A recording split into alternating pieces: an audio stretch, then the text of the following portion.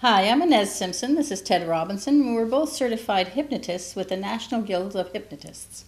That's right, and we're here to tell you about hypnosis and explain questions you may have about hypnosis. Our expectation is if you listen carefully and watch what we're saying very carefully, you will have a full understanding of how the mind operates and how hypnosis works within the mind, so that by the time you're ready to use hypnosis, you'll be comfortable with it and know that it'll work for you. But first we have to start with the model of the mind, right? Yeah. First thing is, the model of the mind consists of three basic levels. You have your conscious mind, your subconscious mind, and you note that it's larger than the conscious mind, and the unconscious mind. Yeah, and the unconscious mind we don't need to talk about very much today, right? Oh, because it basically deals with the metabolism of the body and how the heart functions and the lungs and things of that nature. So we're not going to really be dealing with that too much right now. However, we're going to talk to you about the subconscious mind, which is the majority of the mind. Yeah, the subconscious mind is like 95% of the mind. So we're going to talk first about what the conscious does, because relatively the subconscious is much more powerful, right? That's right, yeah. So the conscious mind has four functions. One is it analyzes. Right now you're analyzing what we're saying to you. It also analyzes your own problems and wants to solve them, figures out different ways of doing it. You've woken up in the morning sometimes when gone to bed with a problem and the solution is there. So that's the analyzing part. We also have the rational part of the mind, and that is the part that has to have a reason for everything we do. A rationale, effectively, right? Yeah, it totally has to have a total reason. It doesn't matter what it is, from how you slice bread to anything else. That's exactly what always is your belief. There's always that rational, logical reason for you. It has to make sense to you, what you're doing. Has to totally make sense. Otherwise, you get very frustrated and anxious. That's right. So then there's the other part that is what we use every day. Well, maybe not every day, but we use it a lot, and that's willpower. That's right. And willpower lasts only just so long, as you know. You might start out with the strongest intention to not smoke, to stop eating this or that, and then after a while it sort of quits on you and it's just not available to you. And I think when willpower does work, because there is the odd time that some people have an effect with it, is when the programming isn't that strong. That's right. If you have very strong programming, the willpower gives out after a while. We'll be telling you about the programming when we talk about the subconscious mind. But there's one more part of the conscious. That's right. And that's the short-term memory. Where did I leave my car? Yeah, where did we leave our car? And things like your phone number, your office address, your kids' names, all those sort of things. Everything we use every day. All the short-term stuff, that's in your conscious mind. Yeah. Now, your long-term memory, in fact, your perfect memory, is in your subconscious mind. Did you know that you don't forget anything in your entire life? Did you know you have something like, it's sort of like having a video camera attached to your head that has a sense of smell, taste, touch, feel, and all the emotions. It's all in your subconscious mind all the time, from now until the day you were born. That's right. You actually have that much of a memory and beyond. You know, what's interesting is this goes a little further, actually, when you come into the womb. That's right. And beyond, even that sometimes. Yeah. Now, the idea, though, that the reason you can't always remember all that is because you can't recall it. And that's different from having the memory. The memory banks are actually there. It's just that little claw, you know, like in the amusement park that goes down to catch the teddy bear and drop it into the slot? Well, that's the conscious mind. It goes back into the subconscious memory banks and tries to recall it. Sometimes you can't recall it, but it doesn't mean it's not there. Yeah, and the subconscious keeps all the data. It's all That's there. right. It's all Every there. bit of data is always Now, there. the other thing that the subconscious has is it has your programming. Programming is really a result of your experiences in life and the lessons you've learned from those experiences. If you've had good experiences, you say, I'll do that again. And if you've had a lousy experience or a really bad experience, say, I'll never do that again. That becomes a program, almost like an app that you have in your mind running all the time.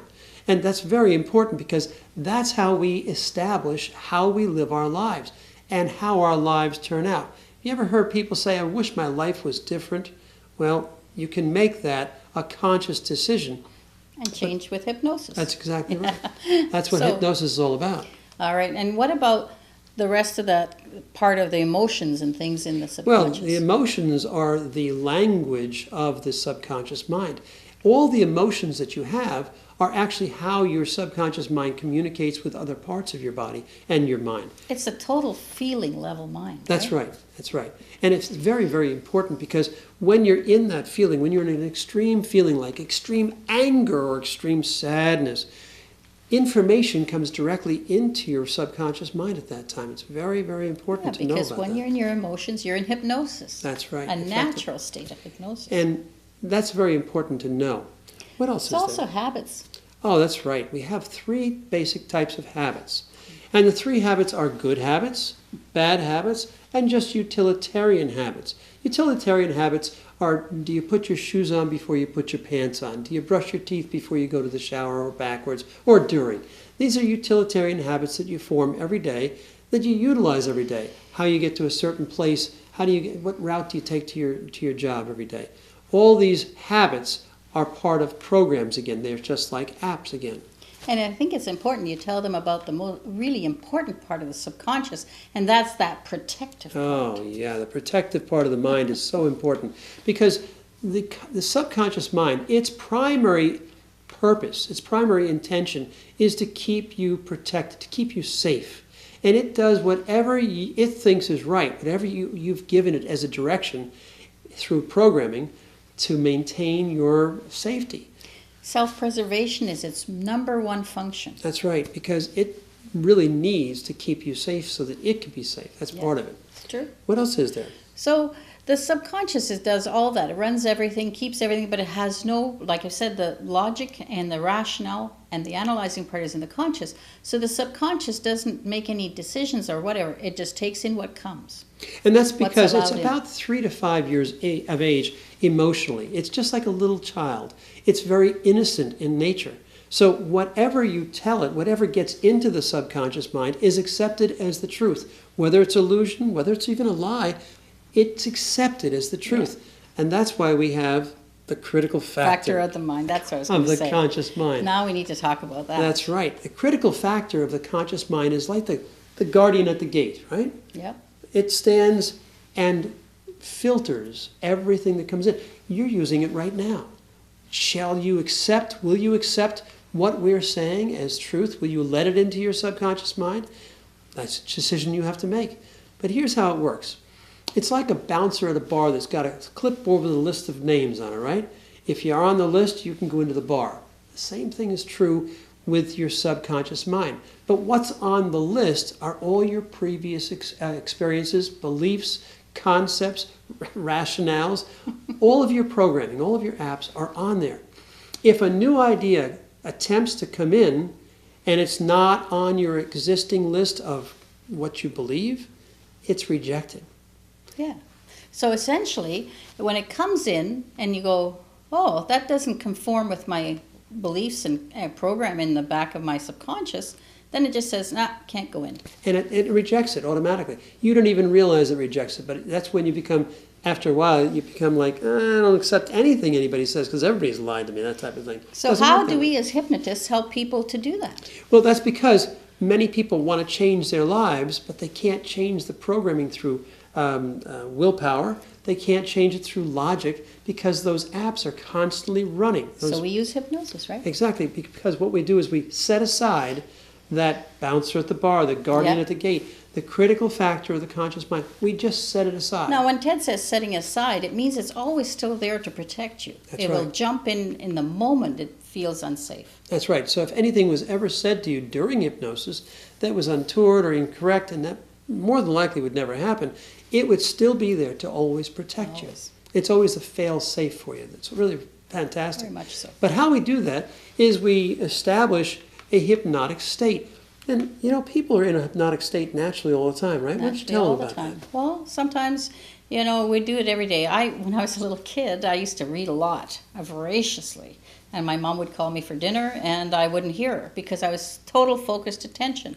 That's hypnosis, total focused attention. When you're in the movies, right? Yeah. When you're in the movies, like watching Star Wars and everything's going on, you're watching it all, you've completely suspended that guardian at the gate. You're immersed in it. It's real. It's like, that's the bypass. And of the critical especially if factor. you're caught up emotionally in it. If you're watching a movie and you're crying or whatever, you are so deep in hypnosis that just happens. That's right. Even driving home, you know how many times you've driven home and you suddenly got there and you go, well, how the heck did I get here? How did I get You know? home? Well, your subconscious is so well programmed it does it. So that's the light states, normal states, natural states of hypnosis. So what we do is we bypass The the critical, critical factor. factor with hypnosis, and then we start to reprogram. That's right. Actually, we go in and help you delete the old program first, That's right. and then we reprogram. With acceptable suggestions. Suggestions. They That's must be right. acceptable to you, by the way. Otherwise, they'll be rejected as well. But generally, if you came to a hypnotist because you want to change something and they assist you in changing the programming to what you want it to change to, you're going to want that. And that's the whole purpose of hypnosis.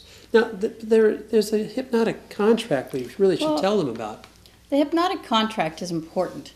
Says, I, the hypnotist, will do no harm. I'll always do what you want, and I'll be keep your confidentiality. That's right. But in turn, from the client, we need that, yes, we will follow your directions implicitly and do whatever you say. And that brings about an offer and an acceptance and a contract. And that means that it will work for you. That's the whole point. Once you've said, I'm willing to follow your directions, I'm willing to accept your suggestions, the acceptable suggestions you're going to give me are going to help me change my life, it has to work. Except for one time, right? You need the right mental attitude. That's right.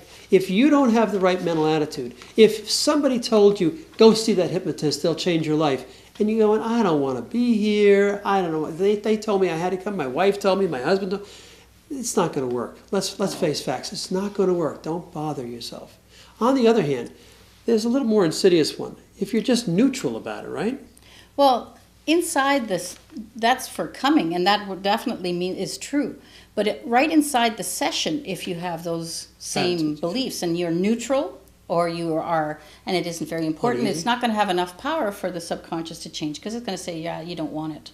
But if you reject it all totally, it's not comfortable. Well, the subconscious says, I don't have to change. Yeah, but there's a real insidious But the insidious one, yeah, I'll let you cover that. The insidious one is after you've finished, or even as you're hearing, and by the way, you're going to hear everything and remember everything that's said during a hypnotic session.